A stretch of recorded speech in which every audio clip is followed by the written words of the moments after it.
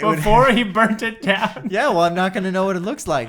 That's true. It's very important that it gets pre-11 years ago. Jaded with the dark humor today. Like, if we go to these events at Dragonsteel, we're going to, like, meet Kate Reading and Michael Kramer. And I'd be like, I don't recognize your voices at all. Can you speed it up? Yeah. Like, hold on. And this is one of the reasons why you can say audiobooks are superior to all other forms of reading.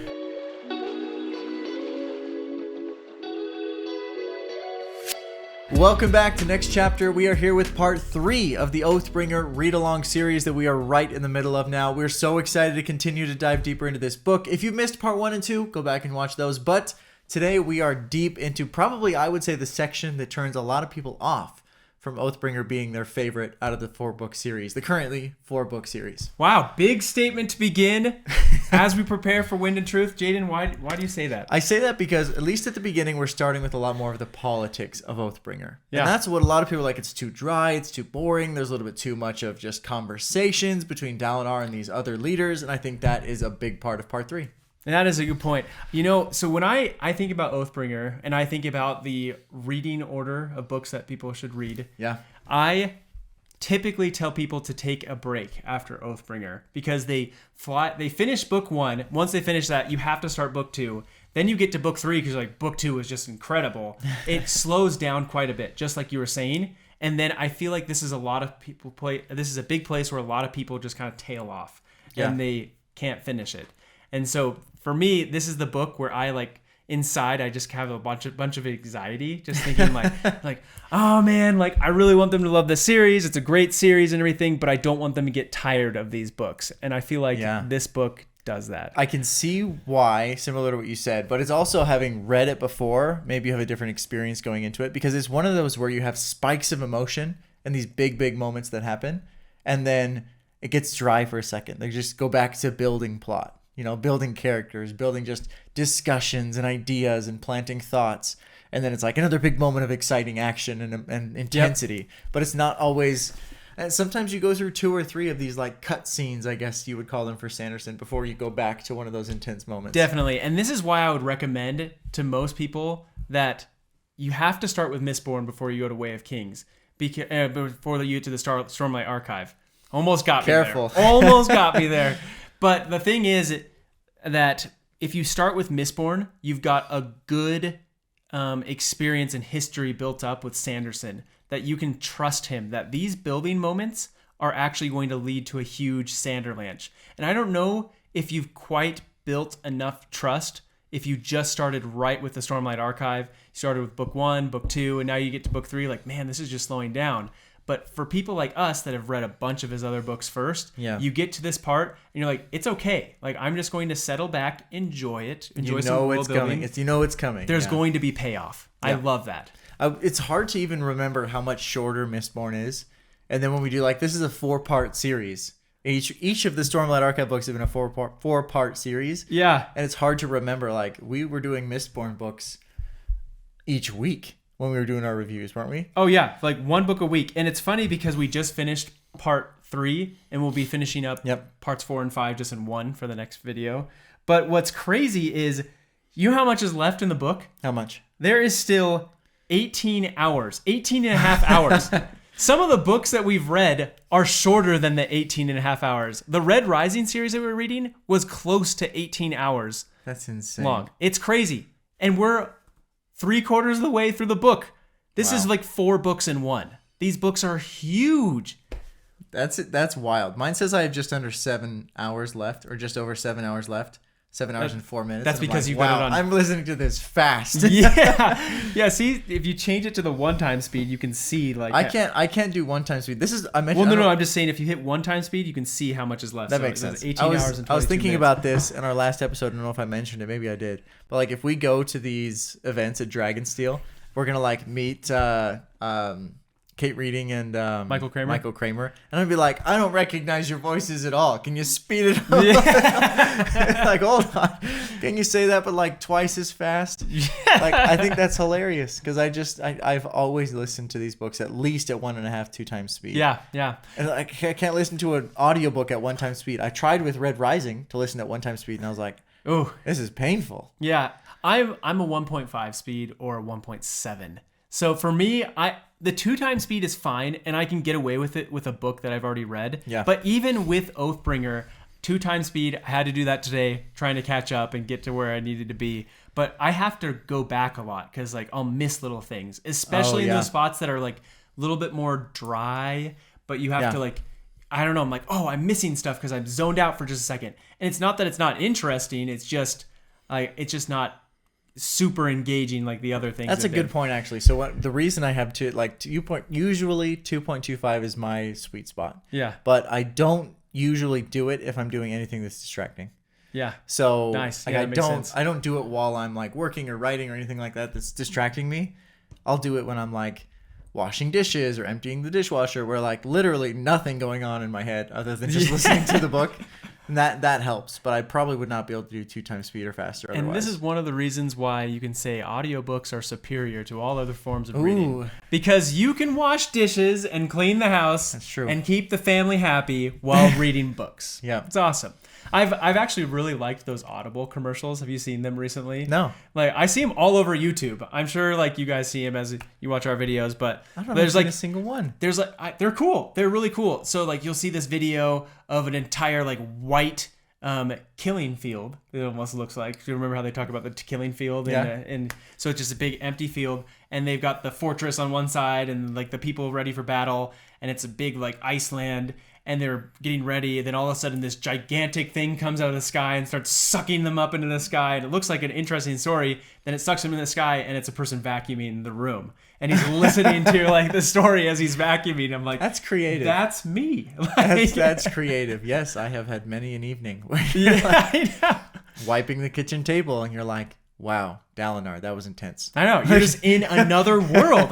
That's the best part about audiobooks. I will say, though, I can't say. I was extreme. It's not the most superior form of reading. But walking it back already. I am going to walk it back because I actually really love reading physical books, but I am in a time in my life where I just do not have time to read physical books. I hear you. Doing everything I can, and I just can't find time to do it. So. The fact that we even have time for audiobooks is wild to me sometimes because I know it is hard. It is really hard. It's not easy. But we're making it work. And I think this is a testament to like anyone should be able to find the time to read consistently. Not necessarily reading a ton, but reading consistently, I think is a huge benefit to just getting things done, letting out not necessarily like emotions so much as like just having that experience of the book and an alternate reality world that you can just kind of escape to instead of like, I don't know, people call it like infinite scroll or like doom scrolling. Oh yeah. You know what I mean? Where Gross. you're just like, you're just scrolling through whatever social media it might be. You're not really getting anything from it. I don't know. I just think it's better to go on an emotional journey with a fantasy book or learn something from a nonfiction book if you have the time to listen. It's harder. Maybe it takes a little bit more to get into, but I think it will have significant payoff if you choose to go that route. So I think so. We might need to make a whole video on the benefits of consistent audiobook listening, sponsored by Audible. Someday. I wonder if they put, do you think they put ads on our channel? Is there a way to check that? Like I don't know. Who puts an ad on? I feel like I've seen him when I was like watching through our videos for quality. Like, if check. you've seen an Audible, what is it called? An ad? Just an Audible ad during or before one of our videos, let us know, because then we could be like, hey Audible, come on. You obviously want to sponsor the channel. We're relevant. We talk about audiobooks all the time. I just want free credits, man. Like, that's all it we're matters. paying for this stuff. It's great. I think that's an interesting thought, and I do want to make a whole video on kind of that audiobook benefit stuff. Yeah, but I'll come right back to the plot of Oathbringer. Yeah, so the drier stuff, the politics, everything. Although it was interesting, we get very fascinating stuff. So first off, I like these parts, and that's the thing. Like, I really liked Oathbringer for these parts. So this that's is actually I wanted to what talk made about it your favorite book, right? Yes. Yeah. Well, partly. I think that the setup from the political parts. I'm not like, wow, I'm a sucker for political theory.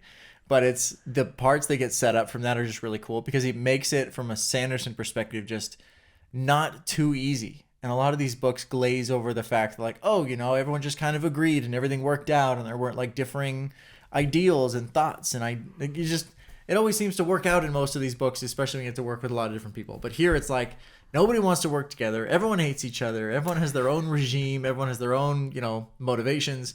So I think specifically the one with Queen Fen. Yep. And he goes there. And he ends up one of my favorite scenes that I'm really hoping makes top 5 moments at the end of this episode. Let's hear it. You'll want to watch that till the end of the episode for sure. But it's when he goes and he discovers his second surge. He just goes over to the rock and he's listening to the rock wanting to be put back into this beautiful facade of whatever it was, a cathedral or some church or something like that. And I imagine it's a cathedral. But it's one of those where he just grabs the stone and just hefts it above the doorway and just seals it back into place. Yeah. And at the end, Queen Fen's what in the world just happened? She came back. She's hearing reports of he just lifted a stone with the weight of 10 men. Yeah. He's just no big deal. Just knits the whole cathedral back together, putting the city together, what'd you say, stone by stone. I thought that was awesome. Yeah. Because it's just one of those, that in a movie, can you imagine how cool that would be? Oh, so cool. So absolutely cool. Amazing. Yeah. I thought that scene was incredible too. The whole scene with and it starts off cool too because Dalinar starts with a duel with Queen Fen's son, and he's he's all a disadvantaged duel. A disadvantaged duel, and he's like, "What in the world? You're gonna do nothing? Have no sword or anything?" And first of all, not only does Dalinar, he's able to evade all of the swings the whole time. He's just that good. He's really is that good. He actually would have won without even Stormlight. I love how terrified the other guy would have. He's in 10 seconons, I'm going to have to face the best warrior in the entire kingdom. Without any weapon. He was brave. He was brave. Yeah, he was. But then he lets him stab him. So Queen Fen's son stabs Dalinar because Dalinar lets it. And he pulls it in and then lets the Stormlight heal it and everything. Just kind of just saying you can't beat me. I'm on another level. I do think though, especially with the flashbacks, my line in the sand on this is that Dalinar is an unbeatable warrior. Yep. I don't think he can be beaten from anyone who exists, especially when he was paired with the Thrill back in the day. Oh yeah. I just think he was unbeatable. Which is insane. There's some scenes that we'll talk about in this, when he goes back in time right before the rift situation. You're just he just can't. He was ambushed all on his own. He cannot be beaten. He blacks out and he wakes up and everybody's dead. It's crazy. But that was one of those where I was cleaning the house and I was like, whoa, man. Yeah. No, Dalinar is we always say he's the man. He's a beast. Yeah, absolutely. Would you say he's an animal? Yeah, he says that. Yeah. Yeah. No, that's crazy. I think that whole scene is just incredible. And then he also meets with the Aegis, and he finds another cool power that he can do, and he's able to touch them and then able to gain their language. Yeah. Which is pretty neat. Yeah, well. that is pretty neat. So that is connection, right? Yes. Yeah. I think we've seen that before. A little tidbit. From what? Across the Cosmere, I'll say. Oh. We'll have to have a whole episode on connections, I think. To other yeah, where have I seen that? That sounds super familiar. It's on my shelf. It's one of my favorite books. If you watch the channel, you're right. If you watch the channel, you know what my probably favorite Sanderson book is. Then there you go. And you've seen that episode, so you have read that so book. You know it's not even a spoiler for you. Yeah, but it's cool. See? It's super cool. It's a sly way to not spoil someone. Pretty sly. So I like that a lot. Only for super fans. Yep. But the other cool part about the meeting with the Aegis is he talks about almost presenting it in a war fashion. He's presenting all the different essays that were written. Oh my goodness, the essay was hilarious. And there's look at the iambic pentameter in this essay. It's beautiful. I know. There's something about Sanderson that he describes things that you would think are just mundane to the average person that makes him so fascinating. You're like, wow, could I write an essay that's that? Well, I mean, come on. But I'm just saying, but could you? It makes you want to try. Could I make something that is just a masterful piece of art the way it was written, so well put together? The only thing that came to my mind was the Lord of the Rings when he was talking about that, just because of the way that it's written in it's just almost poetry. Not even Dante's Inferno. No, No, of course not. Really? No, I'm just joking. Oh, I'm like, that's the first thing that came to my mind. I'm like, yeah. The entire novel is a poem. Well, yes, yeah. So it's like, that's style. Yes. I'm just thinking of writings that are just works of like art, like which Dante's Inferno would count, but I'm just like anything that's like a masterpiece. Yes, that's absolutely. why like I hold the Lord of the Rings in my hand, especially this copy. I'm like, this guy just every single thing of this was just so well thought out. The way it was written, it's crafted the way instead of being written. Yes, that's cool. a great way of putting it. And because they mentioned several things, it wasn't just that the meter that it was written in, it was all of the multiple connections and layers. Exactly. And like that's what makes me think of those just books that just stand time. Like, yeah. I imagine like Dalinar handing over those being like, somebody told me that these are great. Yeah. I don't even read, but don't know how to read. You can have these. He's like, and here's another one, and here's a longer one. Yeah. And he's probably, I can see him just standing there like, now I just wait, I guess. Yeah, well, he's saying something to the effect of like, once you got him off balance, you hit him again. And Gives he pulls out other. another. This is such a cool way of like looking at it. That's hilarious. Yeah, I love that. I think it's again part of the politics of Oathbringer, but it can be fun. It can be fun if you try and get into a little bit more instead of just being like, oh, how boring. He's just trying to convince people. Because you could technically kind of glaze over a lot of that. And would it be consequential to the plot? As long as you get the beginning and the end, you kind of got it. Yeah, but here's the thing, argument. It's boring if you're not paying attention. And so for me, I enjoyed this a lot more by going back and just making sure, hope I didn't miss something. Didn't miss something. And this was kind of the problem I had like from reading all 3 books in a row the first time, is that I kind of got to this part. I'm like, I kind of think I got what's going on. And I didn't catch like the little things that were going on. And so going back and saying, okay, who is he speaking with? Who are these people? Yeah. What's going on? It makes all of those things just so much more enjoyable. That's a good point. It's hard when you cut around so much, but I think it's worth taking the time.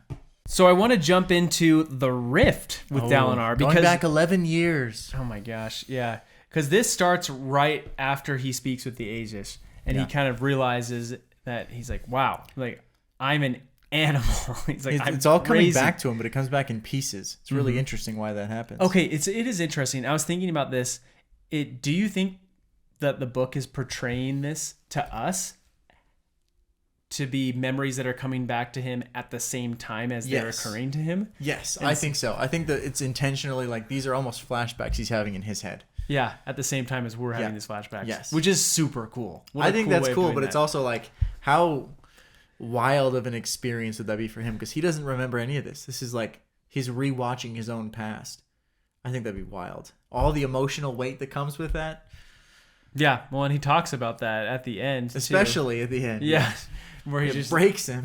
It does, and he's like, why would I be given this another opportunity to be able to do this? We're flashing forward a little bit now, but he even talks to the Storm Father. He's like, why me? Like this is like, why would you even choose me after all these things that I've done? Like I'm a crazy person. Like I shouldn't have even survived this long. If the world was just, I would have been struck down a long time ago. Yeah, what strikes me is just how in despair he feels for the mistakes, but like worse than mistakes, like all the evil things that he's done. Yeah. Like Sanderson also does a great job at helping you to relate with him on, even though you have not done anything close to like what he's done. We've all had those moments where you look back and you're like, I can't believe I did something like that. Yeah. Those regret. And so you look back on those moments and you're like, okay, like I don't know. He just has those feelings of just looking back, regret, and thinking about how could I have done this and trying to learn how to overcome those things. And I think that's powerful because you can relate to these characters and go with them on their journey of recovery. Yeah, it's almost what elements of your past become defining moments and what is a defining moment, you know? Because you start to think about, yes, he forgot all this stuff that happened to him, but from everyone else's perspective, those are defining moments for him. That's everyone's vision of Dalinar comes from this brutality that he did. He made these choices. And it's interesting to see how that affects how other people treat with him now. Oh yeah, and you look back and you see totally why everyone treats You're like, him the way they do. you know, I can understand that. Like he's crazy. Like you'd never let him into your city. Ever. Oh, horrible never. mistake. Yeah. You're like, yeah, this guy caused problems. And even though we'll jump right into the rift, but just mentioning with that Sadeas, like, how he is encouraging him, like, you're going to make a statement. And like you don't have a choice at this point. And you're going to make a statement. And that statement has literally lasted decades. That was a statement. It was a statement that lasted to the people of Queen Fen. He demolished the city. The Azish and the everyone. entire city. Yeah. Like, and in any conquering, like you try to, you know, and they mention this later. And they say, like, we want to... Who is it who says it? Is it High Marshal Azure? Maybe. But that says it's different when fighting the Fuse because you feel like the Fuse are just there to just kill everyone. Mm-hmm. Versus any Alethi army, they would, you know, just try and conquer a city.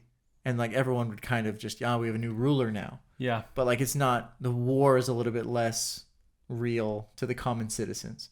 Whereas this is the one moment where he's un-Alethi, I guess, because he just goes in and destroys everything. Oh, yeah. It is absolutely crazy. And that statement, unfortunately, has lasted and made a bigger statement than he even intended.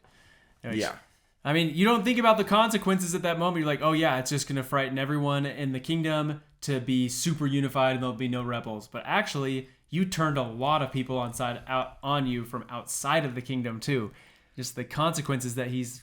Yeah, well, I mean, the whole chapter is called Seeing Red. Yeah. He wasn't even thinking.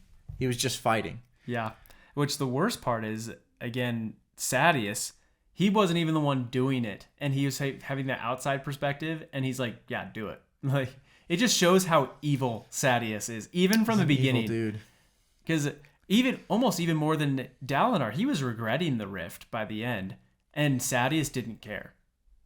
I do just get weird vibes from him every time. Like, we know what he did in other books, and you're just still in these flashbacks. You're like, he just seems kind of slimy, but then also he was a good friend to the king. I don't know. It's weird. Yeah, Dalinar. It's a weird situation. Yeah, it is. But the whole rift starts with Evie not wanting Dalinar to go to war. Then there's a mention of, like, hey, you've been betrayed. And the king of the rift, can't remember his name, Tanala, I can't remember. It starts with a T. But anyways, he says, like, it was Sadeas, and you got to go chase him down. And so this is a perfect Sanderson setup because we already hate Sadeas. Yeah, everybody hates Sadeas. You're like, yeah, that's him. That's totally him. Like, yeah, that sounds like something he would do. And so he goes to chase him down and then realizes it's not Sadeas and it's a trap. Oh, man. What a scene where they're throwing rocks down a rock side. It was a complete ambush, yeah. We actually heard a rock slide the other day when we were disc golfing. We were disc golfing in Brighton. Oh, yeah. Okay, they described the rock slide like thunder in the book. Rock slides literally sound like thunder. It's crazy how loud they are. And it was miles and miles away. So we were disc golfing at a ski resort. Not during the winter. Time. It was during the summer. It was great. But all of a sudden, the sky is completely clear. It's blue. And you just start hearing this rolling thunder in the background. And we were looking around. And then all of a sudden, we realized the thunder was coming from a mountain off in the distance. Yeah, this dust is billowing off of the mountain. Going, yeah. Oh, my goodness. The rocks are falling off of that mountain. Yeah. And the thunder sound just kept on rolling and rolling. That would be terrifying. So the way that they describe it, I was thinking about that moment when I was thinking about that. That's a really good connection because it's got to be terrifying. Yeah, underneath that, and those things are powerful. Yeah, it kills all of his elite that came with him. It sounds like, which is elite. Let me talk for a second. Those guys are crazy. They run 30 miles a day. It's the best. These guys they're faster than horses, they said, because we want to use these guys because they can scramble rocks easily. They're faster than horses because of that. And they run 30 miles every day, and so they can keep up with anyone. They're also elite. It's incredible. I love warriors. The whole concept. So cool. He's like, I need 100 elites, and he's like, the best of the best. I think he even said like 400. It was something insane. I'm just saying, like, at different moments, they do these different things with the elites, but it's just every time you're like, yeah.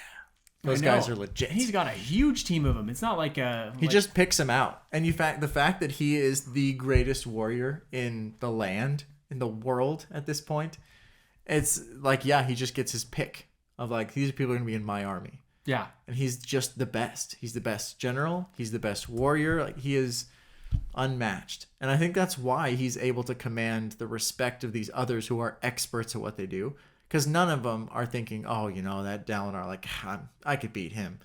Every single one of them is like, yeah, you're just kind of on the crack dream team here. Oh, yeah. You're just loving it. It's so cool. It's so cool. It makes me wonder if he... I mean, he probably didn't recruit all of them like he did the archer, but like I just think about that moment and just how he just looks for the best in every single location that he goes to. It's cool. It's so cool. So cool.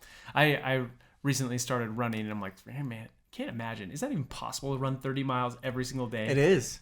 Yeah. Are there people who do that? No, there was someone who I was watching. Are they running it really slow? No, it was a lady. She did an ultra marathon every day for, I think it was 400 days.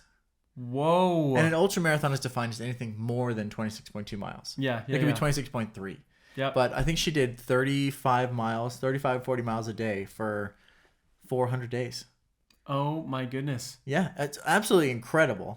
Why'd she stop in the end? She got bored or like little Forrest Gump, just like kind of just didn't feel like running anymore. I know. Ran out of audiobooks. Yeah, probably. It was like a charity thing. So I think it was okay, going to be 100 days, and then she expanded it to be longer. I'm like, that's amazing. Like that's a year and a third. Long. Yeah, but every day, I don't know. You think about like the Iron Cowboy and stuff, where they've done, what is it, the 30 Ironmans or 12 Ironmans, something like that. Oh, you did 50 Ironmans. 50. In 50 states in 50 days. There you go. See? Yeah, it was insane. And that kind of thing, you're just like, that's incredible to be able to do that. Like, people train their whole lives to do that once. Yeah. So that's nuts. Pretty amazing. Yeah, that is pretty amazing. Possible, though. That's the overarching theme. That's what matters. Some can do it. The elite can do it. I can't do it. My goodness. But then he comes back, seeing red completely, super angry. He's like, you know what? We told them. And we're going in right now. Yeah, like you guys are going to find out like right now, and we're going to destroy you.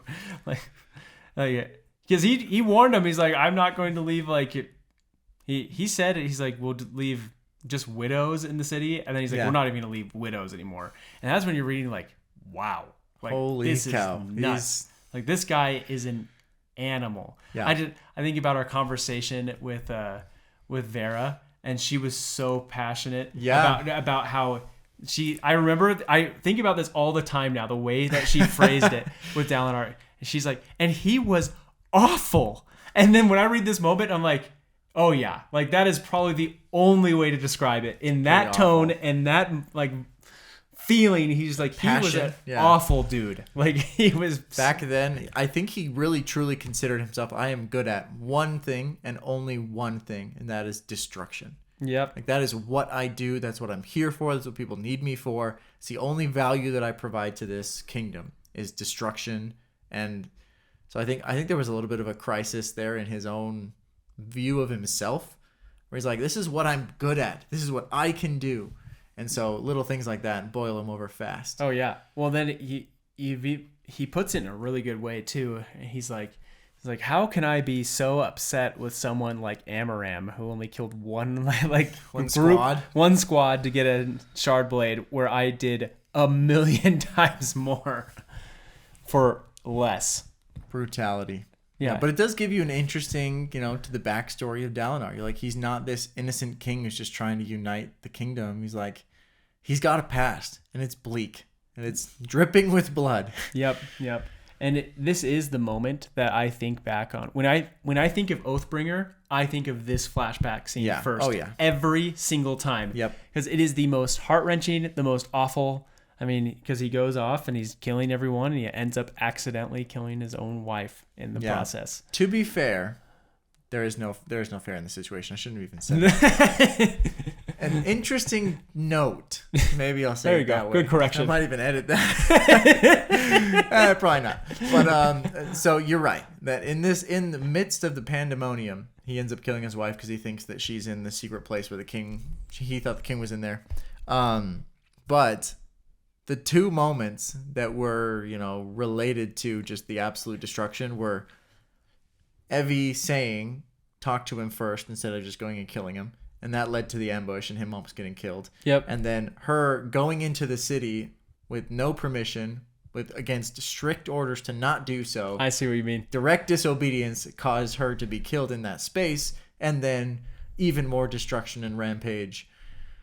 I mean, man, she likes to get involved in these things apparently, because that's twice, and both of those times caused significant carnage. I know. I thought about that a lot today because I read that part today, and I was just thinking, I'm like, but it almost. She's someone who stood up for her convictions so much that she was willing to give her own life to prevent it from happening. And she did. And that's what like Dalinar kind of. What is it? Hundreds of thousands, if not millions, of other lives in the process. Yep. She was trying to stop it because she figured that it was worth it. And how awful is this that Dalinar gets to go home and say like he doesn't have a mom to take care of his children anymore. And he's not the very most present father. No, like of course he feels sick about this. This is the most awful part of like the whole book. He's broken. He's completely broken after even just remembering that this happened. Yeah. Oh my goodness. This was probably the most shocking moment I've like read. Like, I don't know if it's shocking in the series, but definitely in the book. Definitely one of the top 5 shocking moments out of this whole series for me. Oh, I mean, yeah. Spoiler to when we do our top 5 moments. It's gonna be there. It's gonna be there. It's one of those though that you're like you have to kind of chalk it up to like was a crazy accident. Like this just never should have happened. Yeah. You know, it wasn't like oh he just went too far. Like he had no idea, and there's no way for him. Even though he did go idea. too far, but he went too far in that direction. That's true. And like it was a weird consequence, I could say, where it just didn't expect it to be quite so. I don't know, so far down the line. Yeah, I don't know. Yeah, it's never good. Whenever Millie and I are watching TV shows and things like this happen, we always just like look at each other and just. Don't do bad things. It's always the moral of the story. Just don't do bad things. It's a good moral. We watch 24 and people get in bad situations and stuff. We're like, don't do bad things. That's all. You made bad choices. Yeah, don't make bad choices. Don't do bad things. Don't get yourself around bad people and you'll be okay. If he just didn't do bad things like enjoy killing or let his anger take over and decide to burn down a city, that's a bad thing. Bad things come of that stuff. Well, you also think, don't build your city out of wood. Who does that? It's a terrible decision. Yeah. Well, their whole idea of their city is it's the rift, right? I always wonder, how does that work with the storm? Like, isn't it inside like a... I think it's protected from the storm for that reason. But would the water roll off of the top of the rift? Yeah, down water into the should ravine? be a problem. Maybe that's why they're on stilts. Water goes below them. Oh, I always imagined them all on the sides of the rift, like so it was a big chasm type thing, and then like the helms are built on the sides of it, just like all the way around, and there's bridges going back and forth. City in between, in a chasm, a city there, but they're all on like these platforms, similar to like those ones you'd see on the beach in like Florida or whatever. I guess that's not a great, but where you'd see like it's just raised up on this like. Whatever 6x6s or something, and just like these random stilts for the house. That's what I see the whole city being on. Yeah, and I think in my mind that's a terrible decision. I know. I don't know. It says there's bridges going back and forth, so it's got to have some stuff on the side of the rift too. It's gotta. We need some more information. Yeah, maybe we chalk this up to another question for Sanderson or a question for the comment section. Yeah, someone's gotta. We need some of our artists out there to direct us to a picture or draw us a picture. Yeah. Preferably before Dalinar. I think that would help. Before he burnt it down? Yeah, well, I'm not going to know what it looks like. That's true. It's very important that it gets pre-11 years ago. Jaded with the dark humor today. That's hilarious. It's like, this is what it looks like now. Like, it just looks like a crack in the ground. You're like, yep, that's all that's left. Yep. Anyway. Yeah. Okay. Well, the other half of the story, though, is them going to Kholinar to... It's Kholinar, right? Yes. Mm-hmm. Okay, yeah. Going to Kholinar. Kaladin flies there with the king and Shallan and Adolin and a few of his bridgemen to go figure out what's going on over there. Yep. And a couple of Shallan's guards as well? Oh, yeah. A couple of them It's a nice little expedition. So actually a lot happens. I think it's probably the majority of this part, if I think about it, is happening in Kholinar. Yeah, and they actually break up a lot of Dalinar's backstory with this. Like, they keep jumping to that, even though he just remembered everything and stumbled and fainted from how much of an animal he was. But clearly, the very best scene from the whole Kholinar thing is the part when Shallan makes Kaladin look like a crazy person. They're constantly back and forth. Yeah. And it's weird because you're almost like, is there something here? But then you're also like, I don't know if they like each other at all. I know. I don't think Kaladin knows either, to be honest. Yeah, he's like, she's weird. Like, I don't know what. She's like, sometimes I think she likes me, and sometimes I think she hates me. Like, yeah, like sometimes she's pretty weird. Yeah, it's pretty funny. But you also start to get the sense because Shallan is really deep into her flipping back and forth personalities situation at this point. Yeah, and so I'm gonna say with her flipping back and forth with personalities, I actually really disliked this the very first time that I read the book. I thought it was annoying. It didn't really make sense.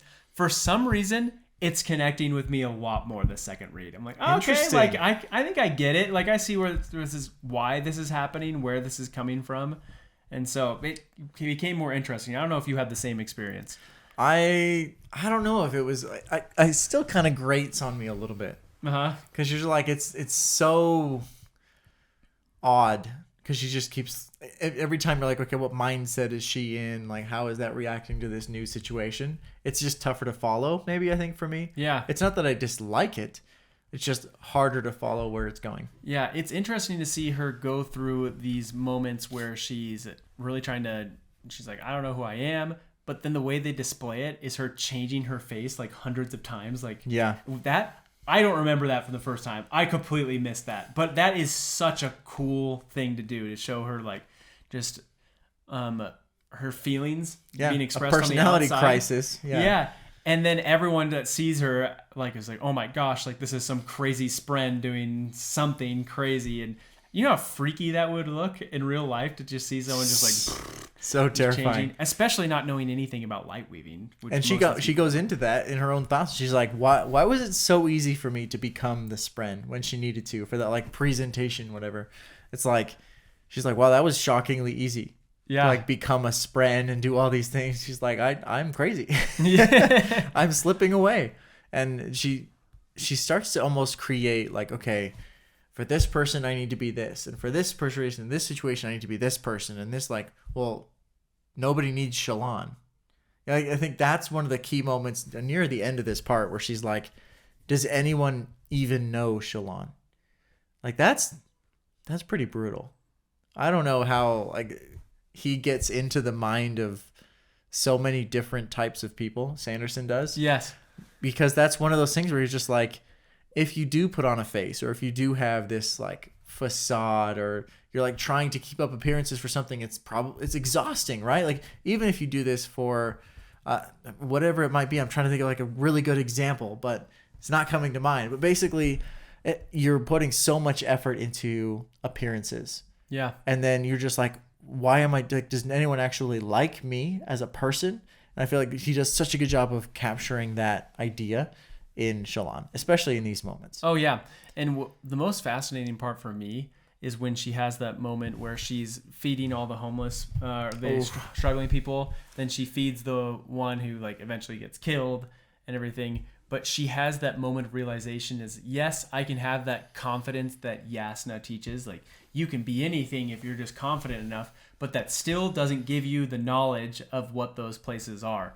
And so what I mean by that is she's going around as Vale, pretending like she knows the streets and how it all works and everything. Yeah. But really, she didn't know anything at all in that situation. She realized she was causing more problems because of her ignorance. A lot of problems. Yeah, she was causing these people to be tortured. Yes. She was acting the part without actually knowing the part.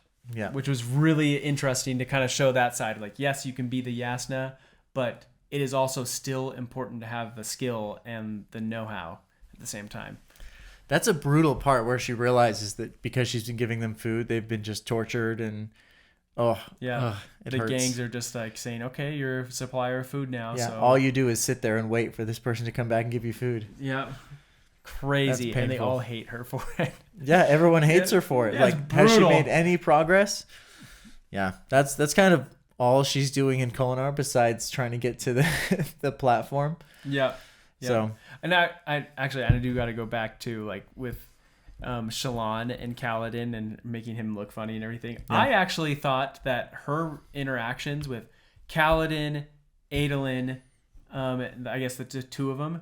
Yeah. Those are when I really start liking people like Adolin a lot. I thought his personality really started coming out, the way that they're making fun of each other and like all the banter. I feel like Sanderson gets into these moments where he really knows his characters very, very well, where to the point they're able to make fun of each other in ways that make you laugh out loud. I was laughing out loud so many parts like during that. I loved it. I thought it was so funny. Yeah. And like Syl flies up to Kaladin and is like, that is wretched. Like, what happened to your face? I think my biggest laugh out loud moment on this was from Kaladin talking about Adolin when they're on the wall and they see him in like his yellow coat. Yeah.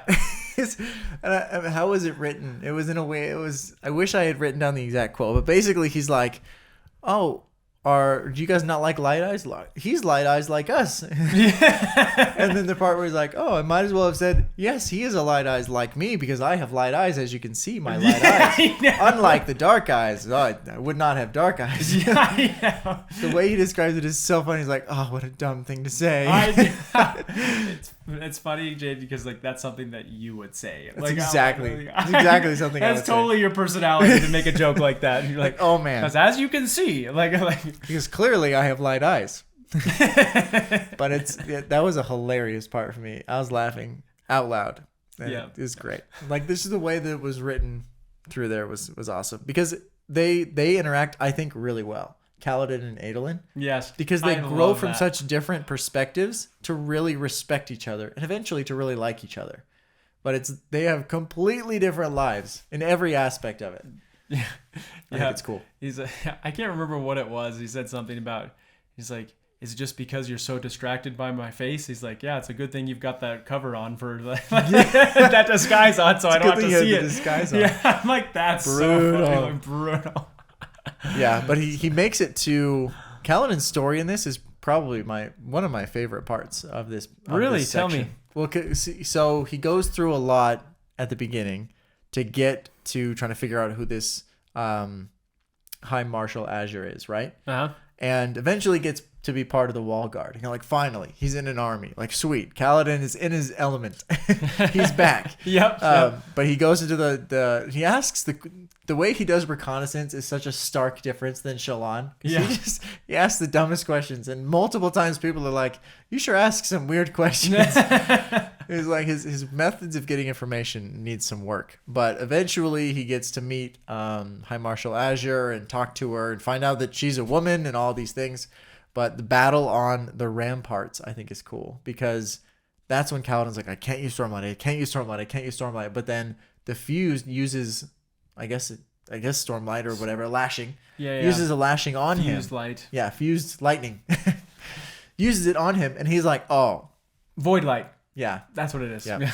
But basically, he's like, this is my element. Yeah. Like, you made a huge mistake. I love how he always says that, like, the skies are mine. The skies are mine. Yeah, he's home. So he's basically like, yeah, you've lost already. Like, just by lashing me into the sky, that's the end for you. Yep. And he does. He has this whole battle and ends up with just a regular knife killing the Fused.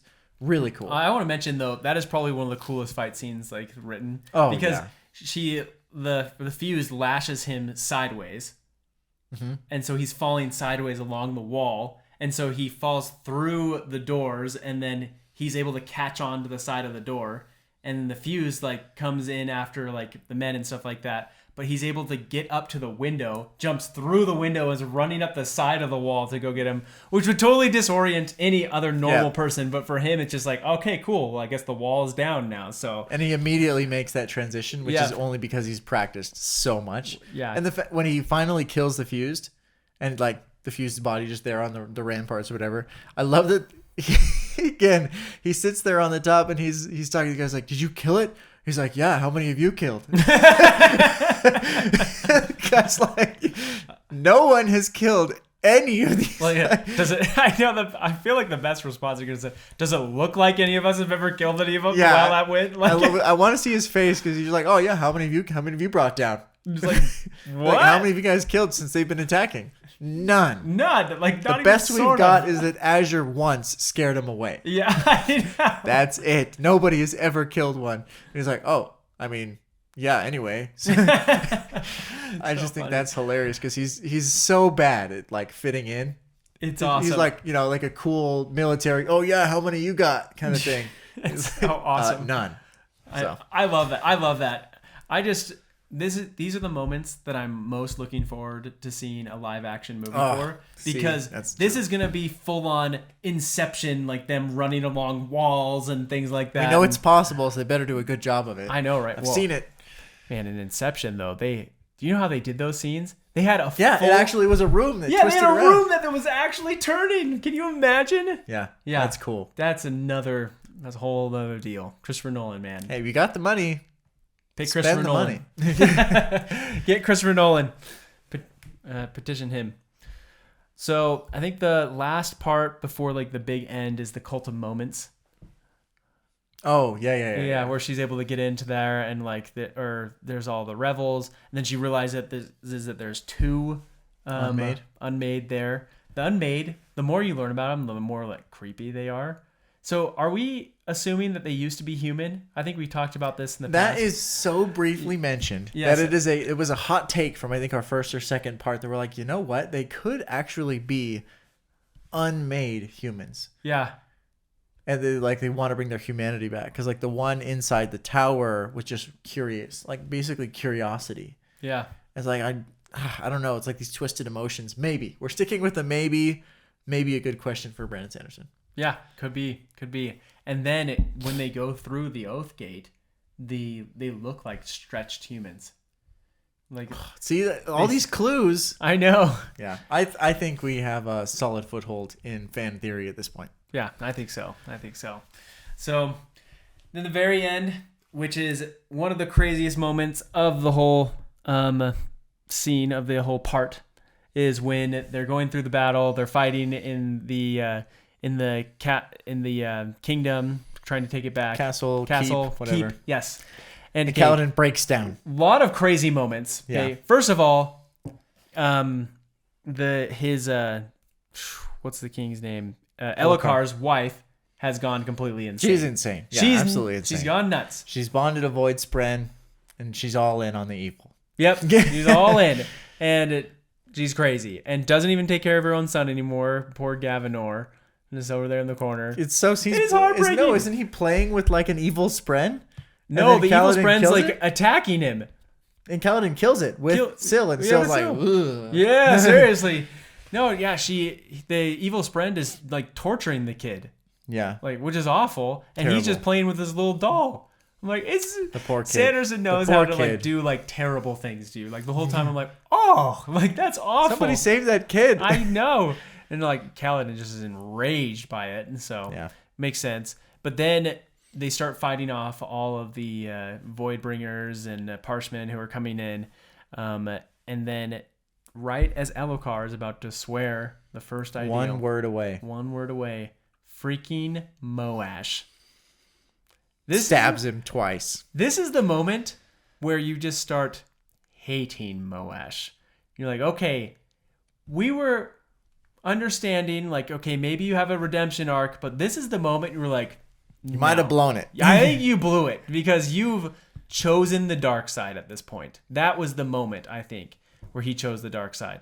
Because even before, he didn't kill Elhokar. Yes, he was prevented to by Kaladin, and he tried killing Kaladin, but for some reason, this feels like more. Because not only did he was prevented from doing that moment, he had time to reflect on it and to decide if that's the kind of person that he wanted to be. Because sometimes you can be in the moment, and you're like, you do things that, like, well, I was in the moment, should have done that. He had time to think about it and did it again when he had another opportunity. It's brutal. Like, I'm trying to think about this from as many angles as I can. And I think, well, he's working with the Fuse or whoever at this point, whatever the leadership structure looks like over there. He's basically working for them, which is why he has a shard blade in the first place. Mm-hmm. Did he stab him through with a shard blade? No. Sorry. Not in this situation, but they've like brought him into their ranks or whatever. He has those discussions. Oh, yeah, he was with the spear. Yeah. The other thing is, we hear a lot about the Skybreakers in previous interludes, where they're like the Skybreakers, and Nail, I think, is the leaders, basically saying, we're just killing all of the would-be Radiants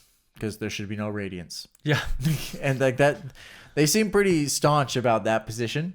And you're like, you have to realize they've been killing people that are in the same situation as Elhokar, right to swear oaths, and they just kill them.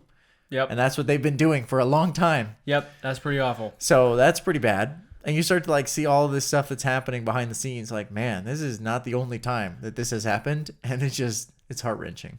Yeah. Because you want them to like become Radiants because you feel like that's a positive thing. But you're like, all these other groups don't want that to happen. So you're with kill the Radiants too. No, I'm not. Yeah. But I'm saying the fact that that side exists leads you to question. It has to. Question what? Is there a general truth, general good to the Radiants? Yeah. Because the answer has to at least maybe be no. Otherwise, I would these groups wouldn't exist. Well, I will disagree with that. Okay. Because that's what this is all about. Bring it on. Well, first of all, the Skybreakers are run by a crazy herald. That's true. He's nuts. He's an insane dude. And probably the best one to lead the Skybreakers, though. Yeah. Also killing innocent people. Then that is a tricky argument to lean on because everyone in this book so far has killed innocent people. I'm like trying to think of a single one who hasn't. Exactly.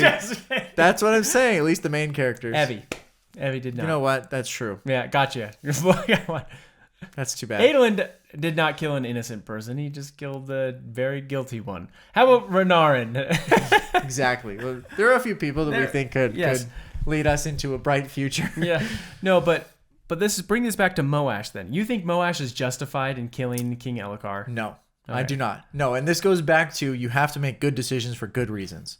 We totally agree with that. And like the ideals that they swear of like protecting the right people and always trying to protect even the people you don't like. Yeah. Super important. However, all I'm saying is the fact that there are significant groups of people that aren't ignorant, I would say some are crazy, but aren't ignorant, that are actively trying to stop the return of the Radiants leads you to question whether they are innately and just ultimately the best good that can happen to the world, or maybe they aren't.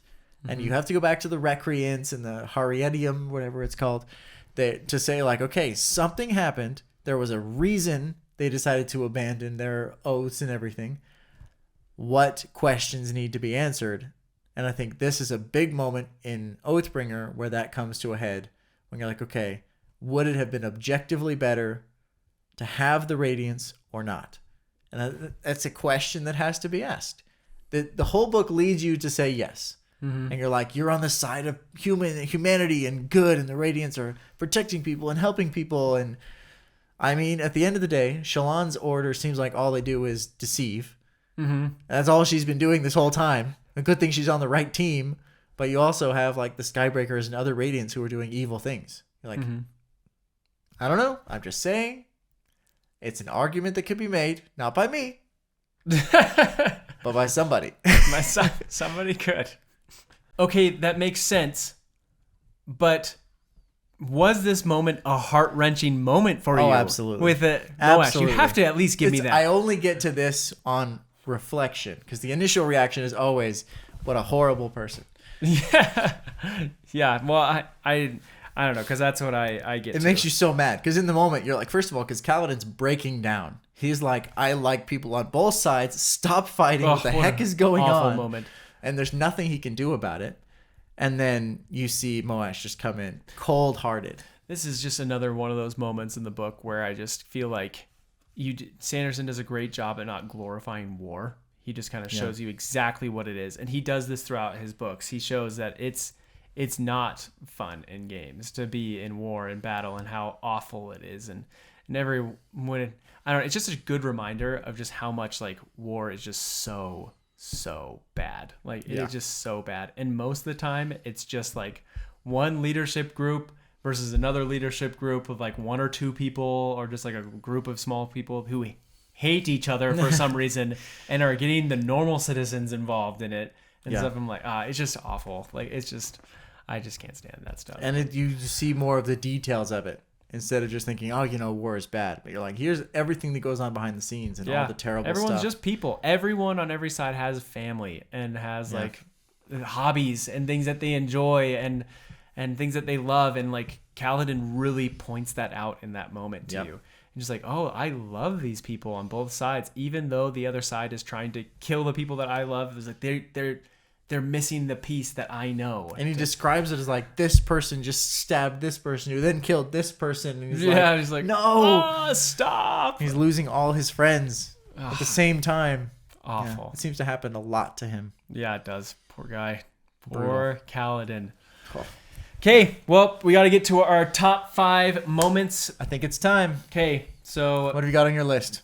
All right, wow, I do not have We have our list from last time. The list from last time. I'm going to pull that up. Pulling it up. Oathbringer. Wait for it. If you know what that's from. Yeah, Psych is the best. Okay, so last time we had the top moments were number 1, meeting Odium. Ooh, that is good. With the lift finish. Yep. Number 2, Dalinar recruiting the elite archer. Number 3, the Midnight Mother battle. Mother. Number 4, Taravangian's brilliant day. And the girl and the wall, which is funny because I was starting to call it this before it even happened. Like the girl. Like, is that what it was called? And I'm like, the girl who looked up. Yeah, the girl who looked up. Yes. Yep.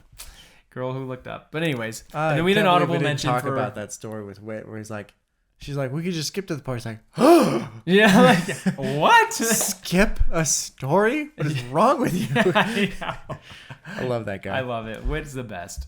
We need those storybooks. We need that storybook. He's also the one who brought the metal to them that they could soulcast inside of. Oh yeah. He's also like, oh, you're gonna need these anyway. Bye. Yeah, I know. It's just so He's funny. Always influencing moments. He's like, yeah, what would you say? Angular face, guy makes a lot of jokes. She's like, yeah. Yeah, anyway. Funny but serious. Like, yeah, that's really funny. Hilarious. The last one was honorable mention with Dalinar's Fight Club.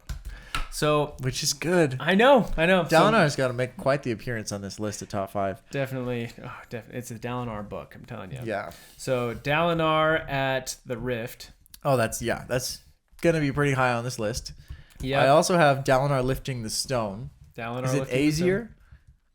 Or is it... I know it's Queen Fen's lands, but I can't remember which place it is. I was going to say no, with it's Queen not Fen. Azir. It's a... Okay. Is that Thalina? Oh, it might be. Yeah. But yeah, Dalinar lifting the stone and learning the new surge. Yep. And I have Kaladin killing the fused. I really like that one. Oh, yeah. Kaladin killing the fused. Elokar murdered by Moash. Yes, I was going to say that. Elokar. Brutally murdered. By Moash. Freaking Moash. Okay. Anything else that we really liked? I can't think of I think those are anything. 4 really solid ones, so we're going to have to work hard not to replace our entire list of 5. I know, right? 3. It's crazy. Okay, cool. So, honestly, I think that Dalinar and the Rift probably goes to the number 1 moment. I would accept that. Yeah, it's an awful moment. We're not saying... But it's the part that you remember from this book more Yes. than anything else. This is when that is the first thing that I ask people about when they've read this book is like, what did you think about that moment when Dalinar accidentally kills his own wife? And I always am, that's the part I'm like watching for to see like when they've like finished that part. So where are you at? What chapter? Yeah, I know, right? I'm like, So, where would you put lifting the stone? Now I feel like you're going to make it an honorable mention. I really like that. No, it was actually a great part. I liked it. I actually may like it better than the girl in the Who Looked Up story. I like it a lot because it's just the way that scene is described. I can see that in a movie being awesome. Yeah, that could be so cool. Because like all of his joints explode and he just heals them along the way with Stormlight. Like, it's pop, like pop, pop. It's insane. Oh, so cool. And then we've got Kaladin killing the fused. Oof. That's a good one. I know. Oh, I would put that ahead of Dalinar and the Archer. I think it's that good. Wow, is it better than the Midnight Mother? I think we might have those in the wrong order. I think you're right. I think so I would put Midnight Mother, and then I would go down and say Kaladin killing the fused. Yes. Okay, cool. Next one is Elhokar murdered by Moash. As far as an emotional moment, that's pretty strong. I know. That might be just above Midnight Mother. I would completely agree with that. I still think meeting Odium is really intense too. And I'm on the fence as to which one should be number 2. But I'm okay with leaving Odium and Lift as number 2. Because I still love the moment when Odium's like, what was that? Yeah, I know. It's just so cool. Anyway, I have to leave. Wow. Okay. So, that knocked a few of our things out. So read me what we have now for our top 5. We've got Dalinar and the Rift for number 1. Yep. Meeting Odium and Lift finished number 2. Elhokar murdered by Moash number 3. The fight with the Midnight Mother number 4. And number 5, Kaladin killing the Fused. I'm glad that one made it into the top 5. What do we have as number 6? Dalinar recruiting the elite archer. Okay. I'm happy with that. Taravangian's very brilliant day. Mm-hmm. Dalinar lifting the stone. And so good, but what is it, 8? Who looked up. Yes. Okay, but our top 5, I'm actually happy with this. Yeah, I am too, actually. I think this looks really good. And it is set in stone at this point. So, stone. Sorry. If you have any thoughts or things we missed or we need to add to this list, let us know. This is a running list. So if you're here with us for part 4 next week, and I should say subscribe if you aren't already. That's how you get to do these rereads with us. There's more coming, more books, more series. A final top 5 list in the next one. Exactly. Yeah. And maybe after the 4 books, a final top 5 list. Oh man, we will definitely You're gonna have to subscribe for all of these things. Look forward to a video where I go through every single top moment that we've listed, and we put a compilation of maybe 50 top moments, and we rank every single one of them. I think that'd be fun. I think it'd be a blast. So. Everyone would enjoy that. Everyone would subscribe and hit the like button, I think. Everyone. You share it with your friends. If you're excited about those videos as we are, definitely subscribe. Let us know what you're looking for in the comments. If you have any video ideas or things you want to see. But otherwise, we will see you next week in the next chapter.